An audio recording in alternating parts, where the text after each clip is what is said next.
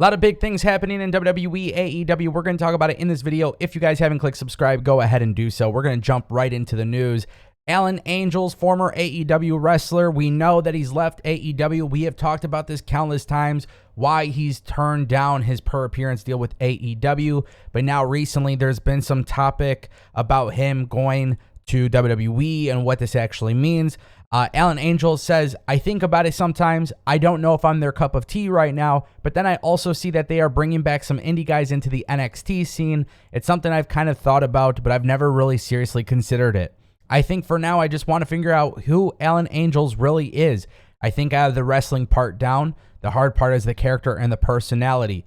I'm getting it more and more as I'm doing these indie matches where I'm getting to show what I can do in these 15 to 20 minute matches. I think I'm also starting to figure out who Alan Angels is as a character for now, at least for a year or so. I'm just kind of going to do my own thing and figure that out. Now, obviously, Alan Angels being outspoken, he went to Impact. He turned down the per appearance deal from AEW. There's been a lot of talk on the internet and, of course, with social media when WWE sees anybody hit the free agency market. There's always this belief that maybe Triple H could bring them into the WWE. Now, for one, I think Alan Angels was actually really good in AEW, and I like the fact that AEW did some pretty cool things with him. I don't feel like the Dark Order has been properly handled since being in AEW, but I think that creates a whole conversation for a later time period, and honestly, I can kind of understand why they may have not been pushed in the recent history. So with that being said, though, Alan Angels going to Impact in the X Division has actually been something I've really enjoyed thus far, and obviously we're starting to see him do the indies, and I actually agree with him about the character portion. I think one of the biggest things that a lot of people in AEW kind of suffer with is not actually having a true character for the most part. And I think Alan Angels is starting to figure that out in the indie scene, that he is going to need that if he were to go into WWE. Now, I actually think he can do really well in WWE as well. I think if you guys haven't seen his video on Twitter where he apologized for taking off the Dark Order mask and going crazy with it, I thought that was actually a really cool thing. And I feel like for some reason he could actually be pretty damn successful as a heel. Now, WWE, AEW, I feel like both companies need to do a better job of managing the signings. I don't want to see these rosters get incredibly bloated at a time where I think things can start to ease up a little bit. But if Alan Angels were to find his way into NXT, I would be intrigued to see what WWE would do with him, because that would be somewhat of a challenge, but I feel like he would pass the test. Now, in the past, we have talked about Emelina Tennille Dashwood leaving Impact Wrestling. And of course, there's been a lot of rumors on the internet about Emma and where she may go, or in this case, we'll call her Tennille Dashwood. Now, Madcap Moss, real life boyfriend of Tennille Dashwood, was on Busted Open Radio, and he spoke about his bias because they are dating, but he says he would love to see Tennille Dashwood back in the WWE. Now, obviously, one of the things here is that a lot of people have mentioned since she became a free agent that WWE should quickly approach her and bring her into the company. And while I definitely would love to see Emma make her return to the WWE, I do want to point out that AEW would benefit from bringing in Emma. Now, I think AEW needs to improve the booking of the start and stop pushes. I think this is one thing that collectively wrestling fans have realized.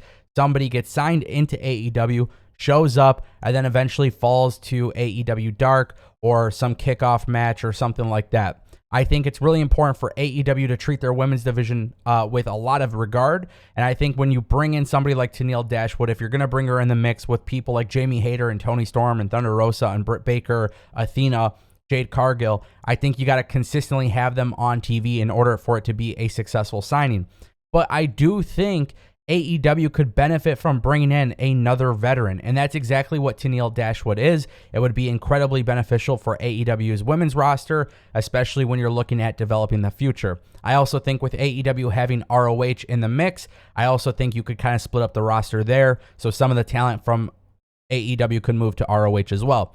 Otherwise, if Tennille Dashwood were to go to WWE, which is also very logical, I think the SmackDown women's division needs a lot of help and a lot of improvement compared to the Raw women's division. So I would immediately put her on SmackDown and immediately get to work on building up that women's division. I think that's one of the biggest issues that WWE SmackDown has.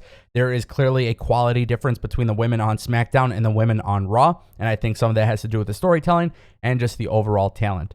Now, this leads us to our final story of today's video, and this is about WWE's canceled plans. Now, you may have seen that Toxic Attraction has appeared on the main roster. And for some reason, I actually kind of like this idea that WWE might be moving forward with this plan where NXT talent may, from time to time, jump onto the main roster for appearances. We have seen main roster stars kind of mingle around NXT. It's not really messing with the creative of the third brand, but essentially just having talent show up a little bit here and there, opening up the multiverse of WWE could be really beneficial and helpful to the talent that are making their appearances as they move up. One of the biggest things I've realized was Dutch Mantell was very critical of Toxic Attraction's recent appearance against Raquel and Aaliyah. Dutch Mantell said, "Toxic Attraction, how long have these girls been wrestling? How long have they been working?" Very green. And it could be, being in front of a big crowd. They could have been nervous, but they look like they've only been at this maybe a year. But then again, I've been critical of taking those talents to Orlando and just warehousing them. You're going to put them in front of people. See, they got to feel the temperature of the room too, because they're the ones doing the work. Very interesting comments from Dutch Mantell, obviously known as Zeb Coulter back in the WWE. But in a weird way, I kind of disagree, but I also kind of agree. We've seen their matches in NXT. If you've seen them before, they've done just fine. However, this idea that WWE has not actually called them up is kind of interesting to me, because are they seeing the same things that Zeb Coulter, aka Dutch Mantell, are seeing? Or have they just kind of changed their tone because Mandy Rose is still holding the NXT Women's Championship? Now, one thing I do like about Triple H's vision for WWE is the fact that they are looking for that seamless transition between WWE, NXT, and the main roster. So having talent kind of show up on both from time to time, it's a good way to test the waters, to see if people are ready, see what that reaction is. And especially for WWE, who has SmackDown and Raw on, and they're gaining lots of viewers and a lot of fans, it could be a really good way to see if somebody from NXT can genuinely make it on the main roster before they officially get called up. And in this case, WWE has done that twice with Toxic Attraction. So I personally think Toxic Attraction with Mandy Rose is the correct move. I think until Mandy Rose drops that women's championship and until she is with Toxic Attraction on the main roster, I'm okay with the fact that WWE may have canceled their plans here. And I like the idea of WWE trying to do things the right way. So I want to know what you guys think in the comment section down below. Obviously, a very interesting day for pro wrestling. A lot of things happening in AEW and WWE.